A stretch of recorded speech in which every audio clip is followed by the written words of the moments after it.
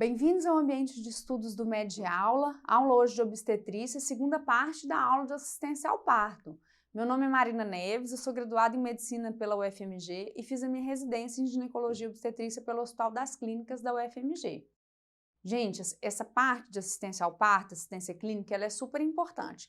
Ela cai mais que a primeira parte da aula, que foi o estudo da bacia materna, estática fetal e mecanismo do parto.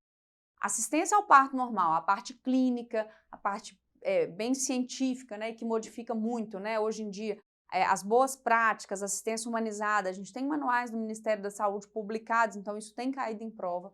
O preenchimento de partograma, muitas provas têm uma figura para você interpretar e falar a conduta, e parto baseado em evidência também cai. Então vamos lá, assistência ao parto normal. Bom, os períodos do parto normal. Primeiro período, o período de dilatação, que é o período de dilatação do colo uterino dentro de uma fase ativa. Geralmente ela começa depois de 4 a 5 centímetros com contrações efetivas, né? E vai até o período expulsivo, em que a mulher atinge a dilatação total do colo, que é o período de 10 centímetros. O expulsivo, gente, ele é o período de dilatação total, 10 centímetros, até o nascimento, né? Até o desprendimento do feto. A duração disso varia. O período de dilatação, ele vai de 4 até 12 horas numa nulípara, até 18 horas numa nulípara e pode ir no máximo 12 horas numa multípara. Isso tudo a gente tem números, né? Mas ninguém vai perguntar isso, geralmente isso vem num partograma para a gente conseguir avaliar se está evoluindo corretamente. O período expulsivo, né, dos 10 centímetros até o desprendimento, ele dura no máximo 2 horas numa multípara, no máximo 3 numa nulípara sob analgesia. Então tem que ter essas noções, né? A dectação é o período de dectação placentária, que é a retirada da placenta, ele ocorre nos primeiros 10 minutos. Então nasceu o bebê, nos primeiros 10 minutos vai soltar sozinho, né? É um período super importante em que a gente faz manejo ativo para evitar hemorragia, que é a tração controlada do cordão, né? Massagem para o desprendimento. E é um período que não vai passar de meia hora a 40 minutos. Quando isso acontece, a gente suspeita de acretismo, de placenta retida, né? E o período de observação, que geralmente é a primeira hora, que é o período de pós-parto imediato, também super importante, que é o período em que acontecem as hemorragias pós-parto. Então, principalmente por atonia, que a gente tem que observar. A gente tem uma aula só de hemorragia que tenha caído bastante por ser uma importante causa de mortalidade materna. Então, os períodos clínicos do parto é dilatação, expulsivo, dectação e observação. É diferente da aula passada, que a gente viu a parte mecânica, de mecanismos do parto. Insinuação, encaixamento e flexão, descida, rotação interna, deflexão do polo cefálico, rotação externa e desprendimento dos ombros. Os períodos clínicos, novamente, dilatação, expulsivo, dectação e observação. Porque tem questões que misturam as duas coisas para te confundir, mas na verdade são duas coisas completamente diferentes. Os períodos clínicos caem mais, principalmente sobre a forma de partograma. Bom, partograma. Partograma, gente, é uma representação gráfica dos períodos do parto, né? E que a gente tem que saber interpretar. Então, o partograma, geralmente a gente coloca o triângulo, né? É a dilatação do colo, a gente tem que seguir. A gente representa a cabeça fetal, está representada aqui, e o triângulozinho é a fontanela posterior, então a gente tem condições de dizer se está à esquerda, à direita, lembrando que é também trocado, né, assim, a representação de acordo com o corpo da mãe, então lembrando se você está vendo uma fontanela posterior à sua esquerda, na verdade ela é direita do corpo materno. A representação da frequência cardíaca fetal e das contrações. E aqui a gente consegue ver, aqui também a cor do líquido amniótico, se foi infundido ocitocina, a gente também consegue colocar.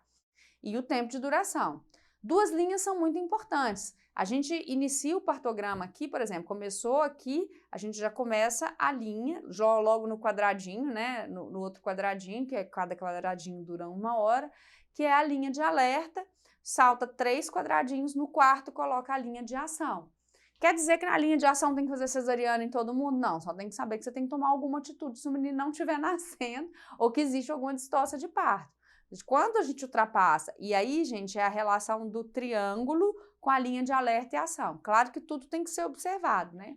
Mas geralmente a gente representa aqui o período de dilatação O expulsivo, claro que também dá para representar, né, para a gente ver se a cabeça está descendo.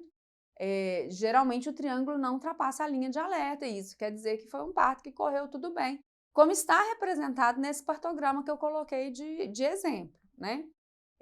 Quando a dilatação começa a ultrapassar muito essa linha aqui de alerta, significa que você tem que fazer alguma coisa. Então, por exemplo, se a dilatação está indo menos que 1 centímetro por hora, a gente até coloca como período de dilatação prolongado.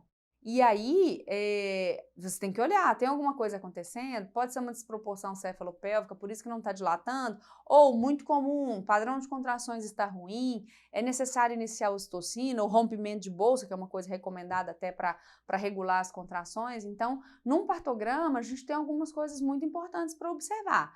A dilatação e a progressão dessa dilatação, se ela não ultrapassa a linha de alerta e principalmente a linha de ação, que é o triângulo, né? Que vai aqui com os centímetros que são representados desse lado. Do lado de lá, a gente tem os planos de Deli e a gente tem a representação da cabeça fetal. Linha de alerta e ação, a variedade de posição da cabeça fetal, né, da apresentação. Então, nesse partograma que eu coloquei aqui, quando a cabeça está alta, lá no plano -2, -3 de Deli, o feto está transverso, ele está insinuando. E depois ele foi rodando para o occipito púbico, tá correto. Então a rotação está toda certa para nascer, né? A altura da apresentação, planos de Deli, por exemplo, numa desproporção cefalopélvica, a gente pode avaliar, a gente pode ver uma mulher que ficou 2, 3 horas com 10 centímetros de dilatação e o feto não desceu, né? O feto ficou acima do plano 0. É uma desproporção cefalopélvica. A frequência cardíaca fetal, às vezes está tudo lindo, maravilhoso, a gente gosta muito, né, das linhas de ação, linha de alerta, linha de ação, dilatação, olha a posição da cabeça fetal e esquece de olhar uma coisa simples, que é a frequência cardíaca.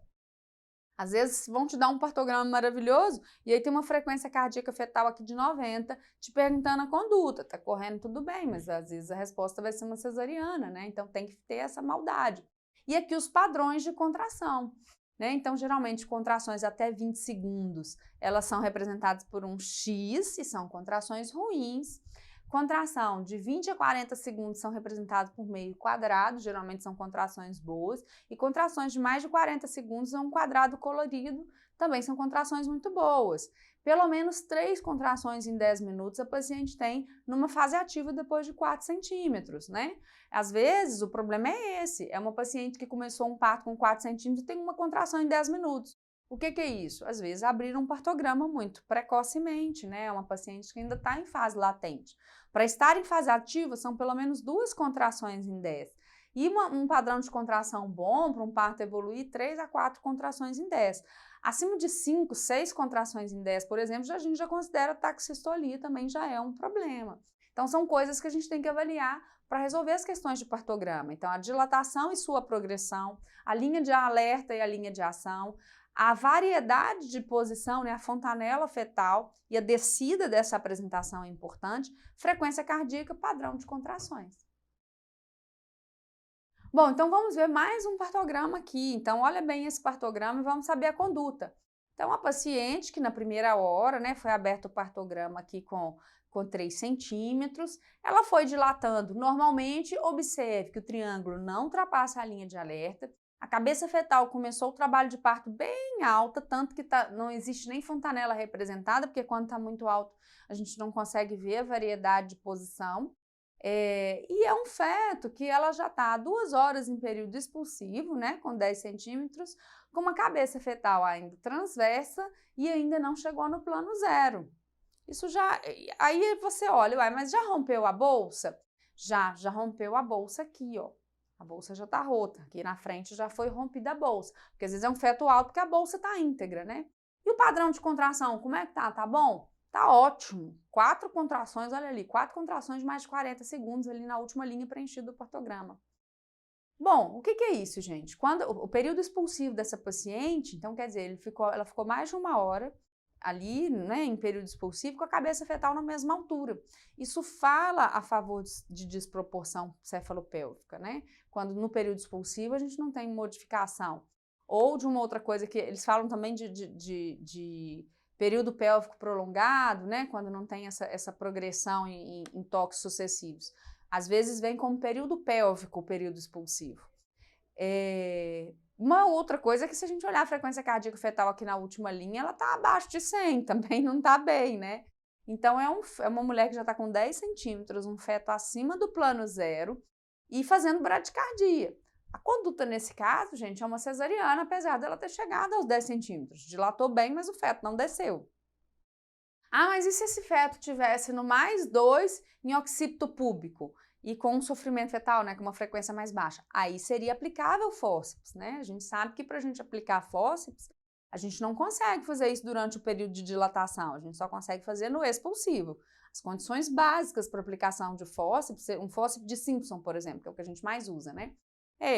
10 centímetros, bolsa rota, feto em OP ou em OS, então ele já tem que ter completado a rotação, porque o de Simpson a gente não consegue fazer a rotação, o fórceps que faz esse é Killand, e a gente não passa fórceps alto, porque isso não é benéfico, isso traz muito dano pélvico perineal para a mulher, é ineficaz e pode causar sequelas fetais. Agora, um fórceps passado corretamente com o feto no +2, +3, tudo bem. Então, a altura da apresentação, a altura tem que ser baixa, então tem que estar pelo menos no +2 ou +3 para passar um fórceps.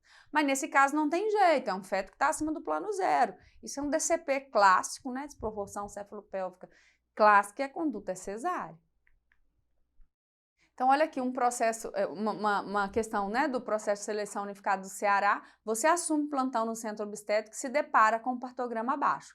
Qual a principal causa desse tipo de distócia? Então, olha só, é uma paciente que está ali já há 10 horas com representação no partograma e que está com uma dilatação que aparentemente não evoluiu 1 centímetro por hora, que é o que se coloca mais ou menos nos manuais. Hoje a gente sabe que não é tão assim, mas é o que se coloca. Ela tem um padrão de contrações bom e a bolsa já rompeu. Então, gente, ela não está dilatando bem. A gente colocaria até como um período de dilatação prolongado, realmente. É um período de dilatação prolongado, chegando, inclusive, lá na linha de ação. O que causa isso muito? A desproporção cefalopélvica. Não tem desproporção cefalopélvica representada ali, porque conceitualmente a desproporção cefalopélvica ela é diagnosticada quando você já tem 10 centímetros e o feto não desceu, né? E você acompanhando ali a paciente já com 10 centímetros. Mas quando você tem uma desproporção cefalopélvica, a causa desse tipo de distócia, né? Porque a distócia aqui é período de dilatação prolongado. A dilatação não foi legal e ela chegou lá na linha de ação. Mas uma causa muito importante é a desproporção cefalopélvica. Então, quando o feto ele já não vai passar, ela também já não dilata adequadamente. Então, ele é uma causa. A distócia que está representada ali não é essa, mas ela é uma causa. Uma outra causa, gente, de um período de dilatação prolongada é a hipocontratilidade uterina, que às vezes se corrige com ocitocina rompendo a bolsa, mas não foi o caso aqui também. Taxistolia não dá período de dilatação prolongado. Quando você tem muita contração, na verdade, você pode ter o que a gente chama de parto precipitado, que é um parto que ocorre em menos de 4 horas. Assinclitismo ele é uma causa de desproporção cefalopélvica, na verdade, porque às vezes ele não se corrige. Quando o feto, em vez dele insinuar transverso com a sua sutura sagital, né, ali bem no meio entre o pubis e o sacro, ele mostra ou parietal anterior ou posterior, e aí ele está em assinclitismo, ele tem uma dificuldade ali de insinuação. O assinclitismo, ele atrapalha um pouco a descida também, mas a desproporção cefalopélvica, ela causa uma dificuldade da mulher dilatar, justamente porque a cabeça fetal não força. Então, foi uma questão até bastante inteligente, porque todo mundo ia ficar procurando ali que era uma distócia de dilatação, né? E, na verdade, era o DCP é a causa, uma principal causa da distócia de dilatação. Uma questão de 2020 já veio marcado, né, que veio um partograma super bonitinho, né, gestante de 22 anos, gesta 2 para 0 a 1, idade gestacional 39 semanas, admitida para assistência ao trabalho de parto, e na hora 8 de registro do partograma, a equipe avalia e faz o seguinte registro conforme abaixo. Assinale que apresenta a conduta mais adequada e a justificativa correta. Aqui é um acompanhamento habitual, pois o diagnóstico de trabalho de parto é tóxico. E eu concordo, eu só acho que esse partograma, observe bem, ele foi aberto muito cedo. Olha ali, as 3 primeiras horas, a paciente praticamente foi aberta com 3 centímetros, paciente com uma contração em 10 minutos, gente. Então, ele foi aberto na fase latente. De maneira que a dilatação está quase chegando na linha de ação e é uma paciente que começou ali mais ou menos a partir da 5ª, 6ª hora a evoluir na sua dilatação com um padrão de contrações bons. Então, na minha opinião, é um partograma que foi aberto precocemente, mas ela vai ganhar seu bebê de parto normal. Então, ela ficou aqui pelo menos umas 5 horas, né, com a mesma dilatação, mas com um padrão de contração horroroso. Então, o meu diagnóstico aqui é partograma aberto precocemente, parto que vai evoluir normal. Então, quando você pega ali na 8ª hora, ela está dilatando pelo menos 1 centímetro por hora, né, nas últimas 3, 4 horas, e a cabeça fetal tá descendo.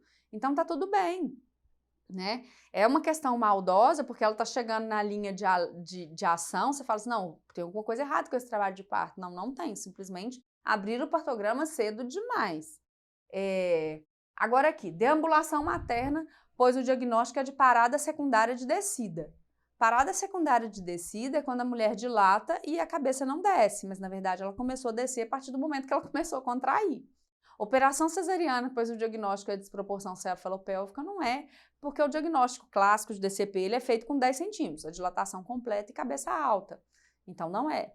Prescrição de ocitocina, pois o diagnóstico é de parada secundária de dilatação.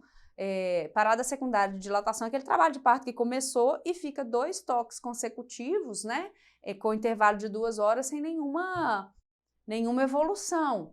Isso seria uma parada secundária de dilatação, e na verdade não é isso que aconteceu, ela começou sem evolução nenhuma porque abriram esse partograma cedo e a dilatação neste momento está evoluindo corretamente. Uma parada secundária de dilatação seria geralmente ou por uma desproporção cefalopélvica ou por uma contração muito ruim, mas não está acontecendo isso aqui. Isso é um trabalho de parto que foi iniciado o registro muito cedo, com contrações muito ruins, então eu acho que iniciaram cedo, por isso é que ele está chegando na linha de ação. Daí a importância, gente, da gente começar o partograma realmente numa fase ativa. Você não pode abrir um partograma com 3 para 4 centímetros com uma contração em 10. Isso chama fase latente. E a gente sabe que a fase latente precede a fase ativa do parto, né? A fase latente, ela pode preceder em até mais de 24 horas. É o que a gente atende muito no internato, né? O paciente que vai, tô com dor, tá lá com 2 centímetros, com 3 centímetros e uma contração em 10. Fase latente do trabalho de parto. Então, esse partograma, na minha opinião, foi aberto numa fase latente e depois a paciente evoluiu. Então, tá um trabalho de parto eutóxico, mas depois que ela começou a contrair adequadamente. Então, gente, assistência ao parto, parto baseado em evidência. O mundo estuda muito parto, né? Então, a gente tem aqui um documento em inglês, a gente tem o relatório de recomendações de assistência ao parto no Brasil, ele é de 2016, e a gente tem um documento da Organização Mundial de Saúde. Então, como que a gente faz assistência aos períodos clínicos do parto, né? Isso cai, né? Então, a presença do acompanhante no Brasil, gente, isso é lei, ele melhora os resultados, na verdade, quando o acompanhante é colaborativo. Pelo aquele manual do Ministério da Saúde e Organização Mundial de Saúde, a fase ativa são contrações efetivas, então pelo menos 2 em 10, e uma dilatação acima de 5 centímetros, a gente interna com 3, 4, mas ultimamente tem sido recomendado acima de 5 centímetros. A duração máxima do primeiro período de dilatação, no máximo de 10 a 12 horas. Encorajar a mobilização materna, né? Então, a deambulação, tudo isso pode ajudar. Preconiza o toque a cada 4 horas, isso é preconizado dentro de todo um processo de humanização, né? A gente sabe, então, não é toda linha de partograma, gente, que tem que ter toque, não. Na maioria das maternidades, o pessoal faz a cada 2 horas, até para ver se está evoluindo bem. Mas o preconizado pelos documentos, tanto do assistência ao parto no Brasil e Organização Mundial de Saúde, é 4 horas. BCF a cada 15, 30 minutos, então durante o período de dilatação, lá no partograma você vê que tem de horário, mas a gente escuta pelo menos a cada meia hora. Qual que é a forma correta de escutar um BCF? Por 1 minuto, antes, durante e depois da contração, porque aí eu consigo ver o quê? Se estão ocorrendo desacelerações durante a contração ou após, e que são importantes para a gente ver se está tendo algum tipo de sofrimento fetal. Uso de métodos não farmacológicos de alívio de dor, então chuveiro, bola, a posição de escolha, e a defesa do uso da analgesia epidural para as pacientes. O que define o uso de analgesia epidural, gente, é dor, não é dilatação, não é o médico, e claro que também, infelizmente, a presença, né, e a disponibilidade do profissional para poder acompanhar, que a gente não tem, às vezes, em todas as maternidades. O segundo período do parto, ou período pélvico, tem algumas evidências. As posições verticais, então quem já foi no internato e viu aquele banquinho, um banquinho roxo, porque em todo lugar ele é roxo, acho que só tem um fabricante, e que a paciente senta ali para ter o seu bebê, né, no período expulsivo, né, ou período pélvico, a gente sabe que ajuda, né, a paciente, mas é claro, a posição ela é de livre escolha da gestante, mas as posições verticais elas auxiliam. A posição de litotomia, gente, para um período expulsivo, até hoje, infelizmente, a gente vê em algumas maternidades, deu 10 centímetros, período expulsivo. Entra com a mulher para uma sala, coloca na mesa de litotomia e começa a gritar, força! Não precisa ser assim, né? Os batimentos, eles devem ser monitorados a cada 5 minutos, mas a duração de um período expulsivo pode ser de 2 a 3 horas, né? Com os batimentos bons, isso não tem problema. A gente dirigir puxo, mandar a mulher fazer força em todas as contrações, a gente sabe que isso não ajuda, na verdade isso atrapalha.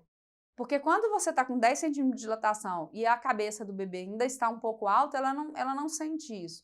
Mas isso é instintivo quando a cabeça do bebê está muito baixa. Então os puxos seguiram o desejo da paciente, até porque vai chegar um momento que eles vão ser bem espontâneos. A gente tem técnicas de proteção do períneo, então colocar a mão, compressas quentes, nada com muita evidência importante.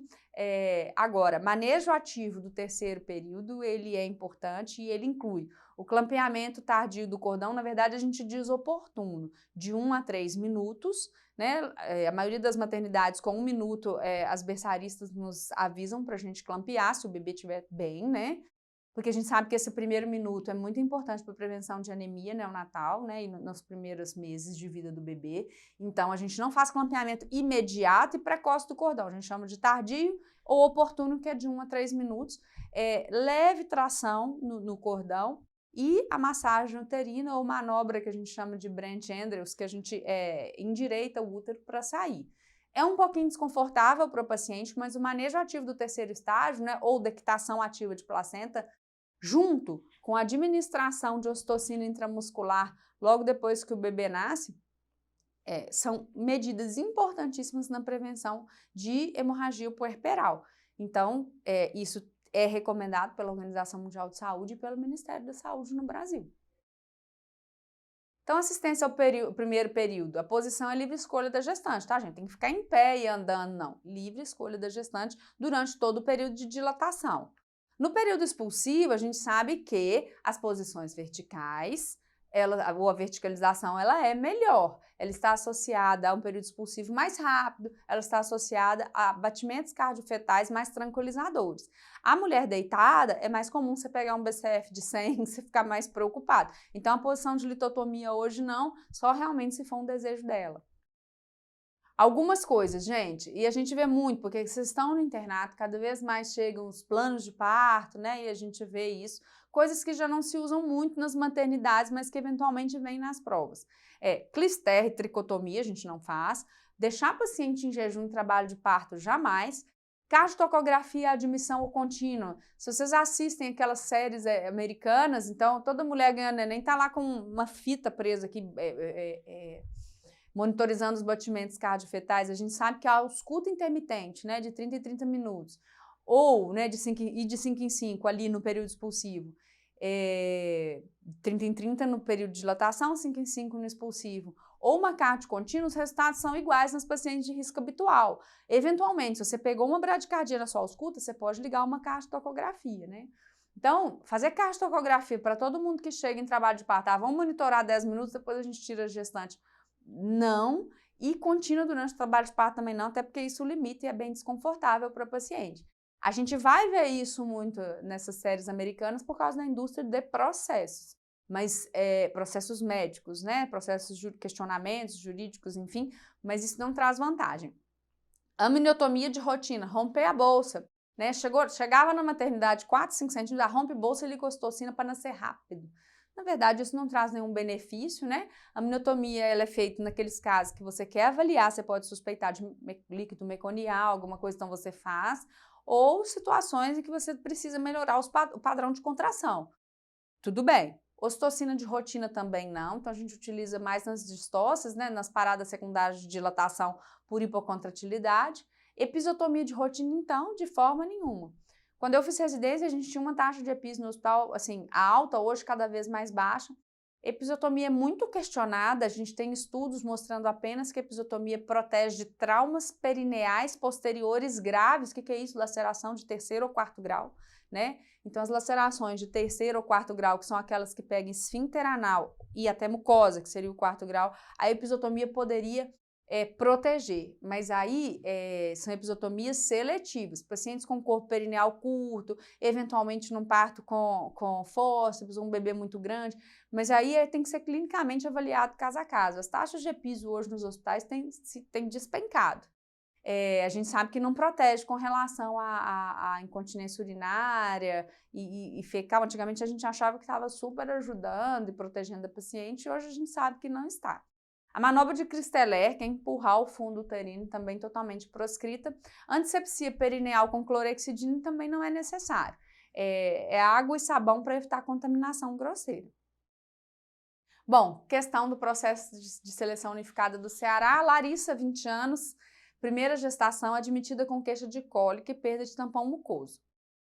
Ao exame, 2 contrações em 10, com duração de 25 segundos, BCF 140, colo central 3 centímetros. Então, gente, um trabalho de parto bem inicial, né? 3 horas depois, ela é avaliada e persiste com a mesma dilatação. Podem ser contrações ainda com tônus ainda muito baixo, né? Suas contrações ainda têm uma duração variável de 25 a 30 segundos e o BCF 148. Grita e chora sem parar. Qual a melhor conduta diante desse cenário? Letra A, prescrever dolantina para alívio de dor. Letra C, solicitar analgesia epidural contínua. Letra B, digo. Letra C, orientar a deambulação. Letra D, indicar cesárea. Na verdade, gente, não colocou aqui medidas não farmacológicas de alívio de dor, que eu acho que num primeiro momento seria até muito bom, né? Se tiver uma banheira, imersão em água quente, ela é eficaz para alívio de dor, mas Larissa tem 20 anos, né? E Larissa está num trabalho de parto muito inicial e muito desesperada. Dolantina, gente, a gente não faz mais, isso era até utilizado, mas a gente sabe que se o bebê nascer sob efeito de dolantina, ele é depressor, então a gente não utiliza mais. Deambulação, gente, não adianta, tá morrendo de dor, desesperada, grita e chora sem parar. Indicar cesárea por causa disso não, porque hoje a gente tem um recurso da analgesia. Mas o que essa questão quis dizer? Que a indicação de analgesia é dor, gente, não é período do estágio. Ah, mas é um trabalho de parto muito inicial, ele vai parar? Não. Ele não vai parar, né? Inclusive, se começar a demorar, se ele gostou sim, se rompe bolsa, a gente tem como corrigir esse padrão de contração.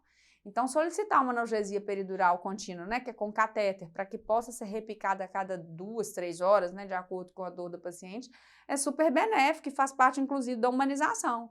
Né? Parto humanizado não é aquele parto que você não intervém, mas é aquele que você intervém com todos os recursos possíveis para tornar confortável e seguro.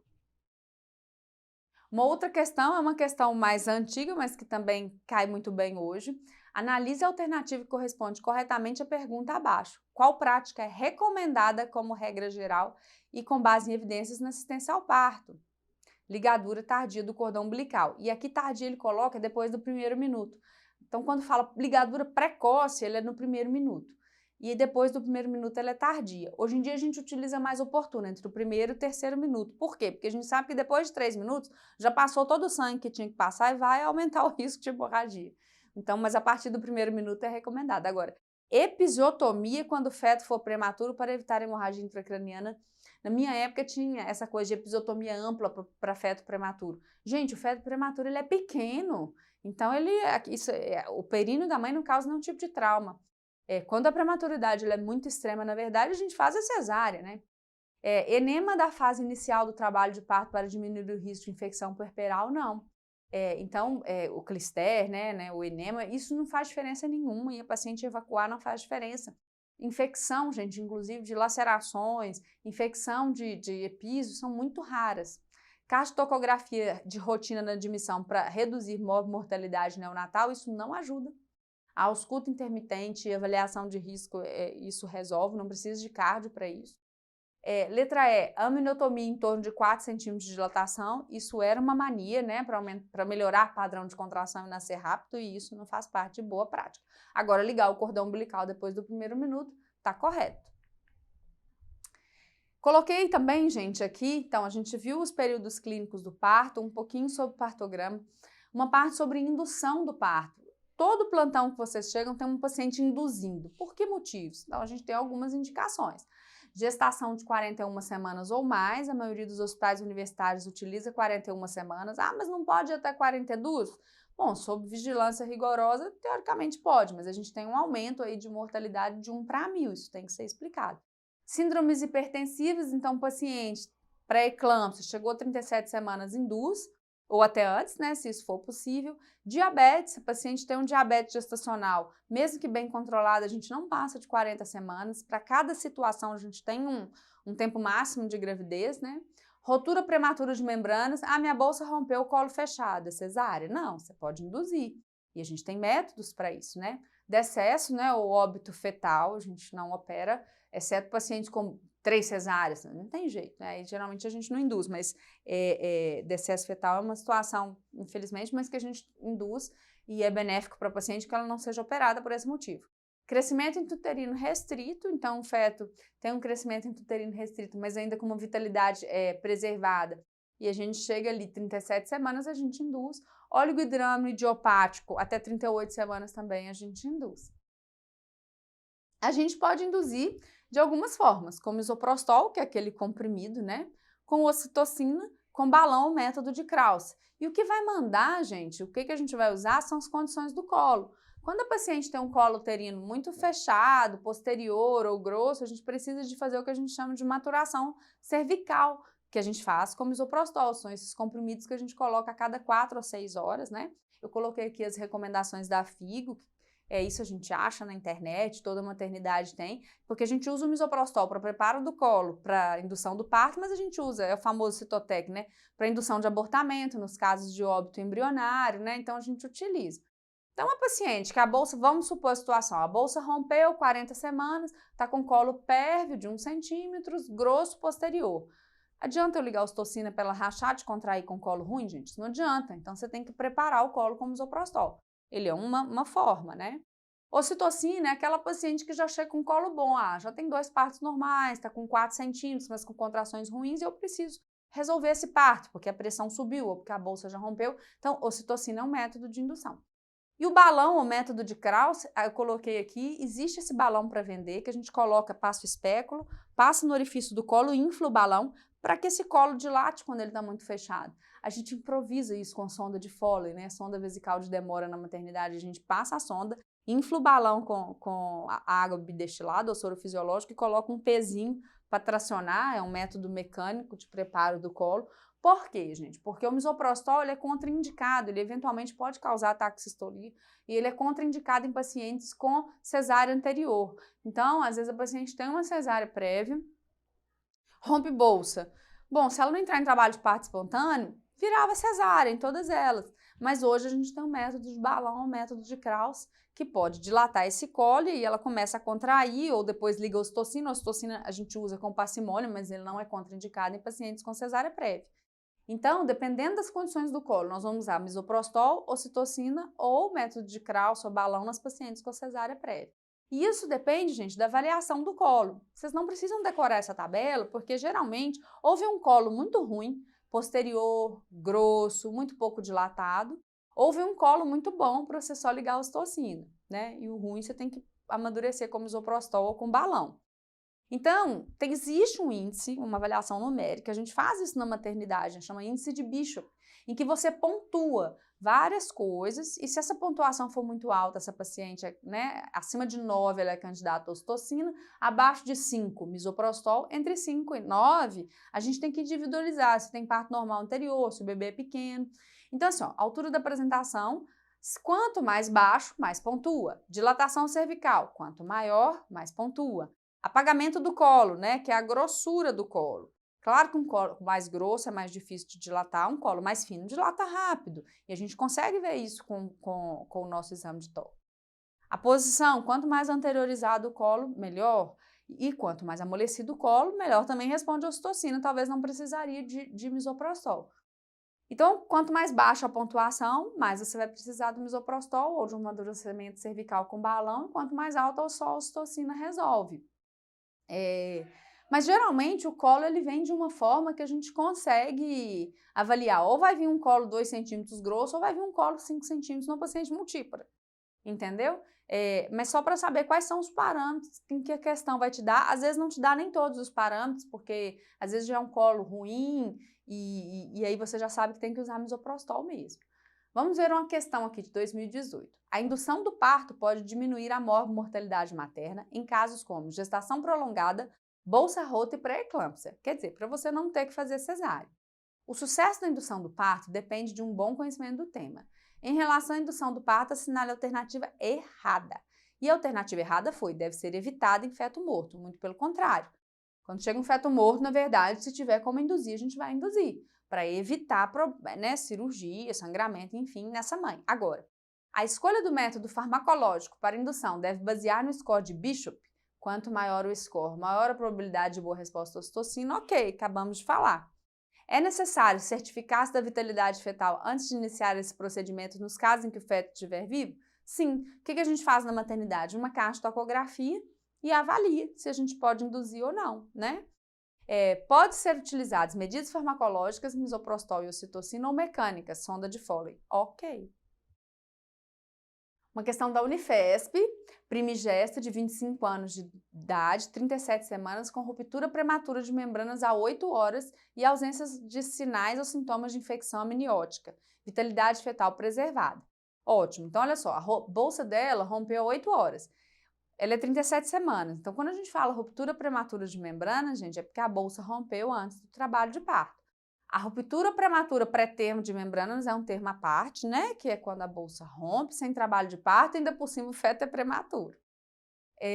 Exame físico, altura uterina 33 centímetros, normal, frequência cardíaca fetal 140, ausência de contrações, toque, colo firme, esvaecido 30%, posterior 2 centímetros, bolsa rota, cefálico, plano -2 de Delia. A conduta gente, nem eu guardo o índice de Bishop de cor, porque a gente com a experiência, a gente sabe que é um colo ruim.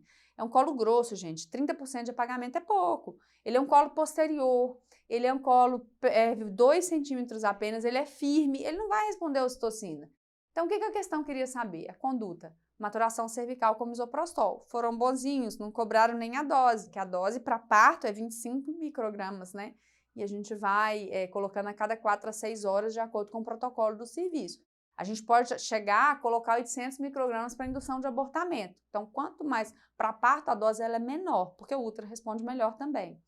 Resolução imediata via cesárea, absolutamente, né? Maturação cervical com balão cervical, olha, poderia passar um balão? Poderia, porque ele funciona também. Ele não é só para mulher que tem cesárea anterior. Só que o misoprostol, ele é mais eficiente, ele é melhor. Além de não restringir muito a paciente, no sentido de quando a gente passa o balão, geralmente a gente traciona, a gente não e o miso não restringe a paciente ao leito. Então, o balão ele é possível em pacientes primigestas, mas o misoprostol ele é melhor. Maturação com laminária, gente, era um produto que a gente colocava no orifício do colo, ele umedecia e dilatava, entendeu? Então, ele aumentava ali e dilatava o colo. Isso nem existe mais, tinha uma taxa de infecção grande, então não. Conduta expectante com corticoterapia, conduta expectante, esperar um pouco mais para ver se ela entra em trabalho de parto espontâneo, isso também não está errado, não. Mas corticoterapia com 37 semanas, por favor, né? E vamos falar um pouco, gente, sobre cesariana, né? A cesariana, ela pode ser feita a pedido, né? O que foi colocado no Brasil agora é que seja feita, né, nas pacientes saudáveis com 39 semanas ou mais, porque a gente via absurdos com relação à cesárea aí no Brasil, que é um país recorde, né, em cesariana. É uma cirurgia maravilhosa, eu acho que a cesariana a pedido ela é totalmente lícita e honesta, né? Tem pacientes que não querem ter parto normal, mas a gente tem as indicações médicas e é importante que vocês saibam, né? A gente sabe que a cesariana, a paciente está exposta a um risco a mais de infecção. está exposta aos riscos anestésicos e um risco até 10 vezes maior de hemorragia puerperal. Isso é verdade, né? Agora, existem algumas indicações médicas, indicações maternas, né, para cesárea. Então, cirurgia uterina prévia, miomectomia, cirurgia no corpo do útero. Uma cesárea prévia não é indicação de cesárea se o paciente entrar em trabalho de parto espontâneo e pode ser induzido com sonda de Foley também em caso de necessidade. 2 cesáreas é uma indicação que a maioria dos serviços coloca sim. Com 2 cesáreas, a paciente vai lá e agenda a terceira. Toda maternidade tem uma agendinha de cesárea para poder colocar aquelas que têm indicação, né? Alguns grupos conduzem, né, parto normal após 2 cesáreas. O risco de rotura ele aumenta um pouco, mas via de regra 2 cesáreas prévias, a menos que o bebê chegue nascendo, a maioria dos serviços não acompanha. Placenta prévia total não tem como nascer, gente. Descolamento prematuro de placenta fora do período expulsivo, né? Então a gente vai ver na parte de sangramento do terceiro trimestre. Desproporção cefalopélvica, óbvio. Obstrução do canal de parto por tumor, alguma coisa. Fístula, vezes correto-vaginais corrigidas. Então a paciente corrigiu uma fístula, a gente não conduz via baixo, porque isso pode abrir a fístula dela de novo.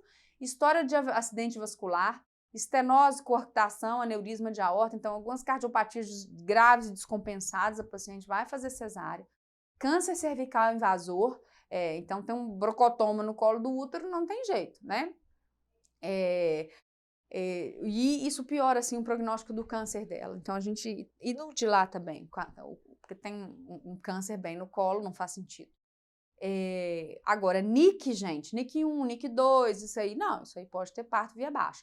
Falha de indução, na maioria dos serviços, né, e pelo Ministério da Saúde, depois que você tentou induzir, por exemplo, colocou 6 comprimidos de misoprostol, o paciente não entrou em trabalho de parto, isso é uma falha de indução, vamos operar, porque ela tem, né, então não tem jeito. Macrosomia acima de 4 quilos, para alguns serviços 4,5 kg, e a macrosomia é importante, que é um termo que a gente usa para mãe diabética, né? Uma coisa é um bebê de 4 quilos, outra coisa é um bebê de 4 quilos filho de mãe diabética. A chance de distócia é enorme. São fetos que têm um tronco maior, então tem uma chance maior de distócia de ombro. Então, filhos de mãe diabética com mais de 4 quilos, geralmente a gente indica resolução via alta, não é uma indicação absoluta, mas é o bom senso. Distócia de colo, né, mesmo com contrações adequadas, né? Então, por exemplo, tem pacientes que mesmo com contrações adequadas, ou já fizeram um CAF, já fizeram algum procedimento, não dilata, então você acompanhou ali por horas e horas, é uma indicação de cesárea. Cesárea prévia com mais de 41 semanas é uma indicação relativa se a paciente não aceita indução pelo método de Krause. E a gente tem algumas indicações fetais, é claro. Uma apresentação anômala, né? Um feto transverso, não tem jeito. Ah, mas e o feto pélvico? O que a gente sabe de feto pélvico, gente? Feto pélvico em primigesta nasce? Nasce, mas existe um aumento de mortalidade neonatal. Então, a gente, via de regra, a gente não tenta, né? Exceto pessoas bem experientes. O feto pélvico em multípara, então o risco é muito baixo, pode ser conduzido. Mas um feto transverso não tem jeito. Sofrimento fetal crônico com vitalidade reduzida, então é um feto lá que tem um crescimento intrauterino restrito e tem uma diástole zero na umbilical. Não tenta conduzir baixo não, porque ele vai cair a frequência cardíaca e vai virar uma cesárea de urgência. Sofrimento fetal agudo antes do período expulsivo, prolapso de cordão, então às vezes o feto está alto, a bolsa rompe, o cordão se exterioriza pelo canal vaginal. A gente faz a cesárea, inclusive, segurando a cabeça do feto, assim, pelo exame de toque, para que ele não comprima o cordão, né? É uma situação, uma urgência obstétrica. Vasa prévia, né? São situações em que os vasos do cordão umbilical passam à frente da apresentação fetal, então se aquela bolsa romper, ela vai interromper a oxigenação fetal. Algumas malformações, né? Então o bebezinho tem de repente uma mielomeningocele, ou ele tem uma gastrosquise, né, tem um abdômen aberto, ele nasce de cesárea. Herpes genital materno ativo é uma indicação de cesárea, ou no último trimestre, né, paciente que tem a prima infecção no último trimestre também, a gente indica cesariana. Os fetos pélvicos prematuros, de 27 a 34 semanas, é uma indicação sim, porque eles têm, o feto prematuro, gente, ele tem uma cabeça muito maior, então ele pode nascer o bumbum e ter uma situação horrorosa do parto pélvico, que a gente chama de cabeça derradeira, que é sair o corpo e não sair a cabeça, então é uma indicação. A gestante infectada pelo HIV com carga viral desconhecida ou mais de 1000, após 37 semanas, na verdade, após 34, né? Então, se a gente tem uma carga viral de 34, 35 semanas acima de 1.000, você já agenda essa cesárea com 38, ou se ela estiver desconhecida também. Muito obrigada, eu espero que essa aula contribua muito para que vocês acertem as questões nas provas. Até a próxima aula.